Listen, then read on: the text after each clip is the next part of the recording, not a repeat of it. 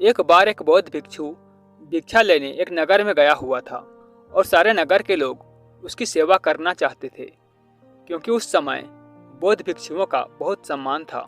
इसलिए जिसे भी पता चला दौड़ा दौड़ा उस भिक्षु के पास पहुंचा। उन्हीं में से एक वेश्या भी थी, जिसने उस भिक्षु के बारे में सुना तो उसे देखने चली गई। और जैसे ही उसने उस भिक्षु को देखा, वह देखती ही रह गई। उसने उस भिक्षु के पैर पकड़ लिए और कहा, मैं एक वेश्या हूँ और कोई भला आदमी मेरे द्वार तक नहीं आता, इसलिए मैं यह चाहती हूँ कि आप मेरे अतिथि बनकर मेरे साथ चलें, ताकि कुछ दिन मैं भी आपकी सेवा कर लूँ। असल में वो वेश्या उस भिक्षु पर आसक्त थी। उसने आगे कहा कि हे महात्मा, मैं भी कुछ धर्म कमाना चाहती हूँ और ये भी हो सकता है कि मेरे भी मन में कुछ ऐसा भाव आ जाए कि मेरा भी उद्धार हो जाए। सभी नगरवासी उस वेश्या की बात सुन रहे थे और इससे पहले कि भिक्षु कुछ कह पाता, वे बोल पड़े कि तुम क्या कह रही हो? एक बौद्ध भिक्षु तुम्हारे कोठे पर कैसे जा सकता है? इससे तो भिक्षु को पाप लगेगा। सभी नगरवासियों की बात सुन वेश्या ने कहा, मैं इन्हें अपने पाप को मिटाने के लिए ही अपने साथ चलने को कह रही हूँ। उनकी बातें सुनकर भिक्षु ने कहा, मैं अपने गुरु बुद्ध से इसकी अनुमति लूंगा। यदि वे कहेंगे तो मैं आपके साथ चलूंगा। ये सुन वेश्या ने कहा कि मैं इंतजार करूंगी। इतना सुनने के बाद नगर के सेठ ने कहा, हे महात्मा, ये पापी है, आप मेरे साथ चलिए, इसका कोठा आपके जाने लायक नहीं है।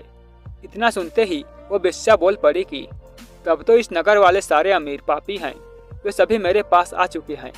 और सेठ जी, आप भी तो मेरे पास आते हैं, तो तुम पाप से मुक्त कैसे हो? तुम भी पापी हो। यदि ये महात्मा मेरा उद्धार करना चाहते हैं तो तुम्हें कोई आपत्ति नहीं होनी चाहिए। नगर का सेठ चुप हो गया और बौद्ध भिक्षु गुरु बुद्ध के पास अनुमति लेने लौट गया। गुरु के पास पहुंचकर उसने अपने साथ हुई घटना के बारे में अपने गुरु को जानकारी दी। गुरु के सभी चेले ये बात सुन रहे थे और सोच रहे थे कि अब गुरु क्या कहेंगे। कुछ चेले सोच रहे थे कि अनुमति नहीं मिलनी चाहिए और कुछ ऐसे भी चेले थे जो चाहते थे कि अनुमति मिले, ताकि वे भी कल को किसी ऐसे स्थान पर रहकर कुछ समय बिता सकें। गुरु ने सब कुछ सुनकर कहा कि जाओ और उस औरत का भला करो। आज्ञा पाकर भिक्षु लौट गया और कुछ महीने बाद उसी औरत के साथ लौट आया। उसे औरत के साथ आता देख सभी चेले आपस में कहने लगे कि देखा संगत का असर।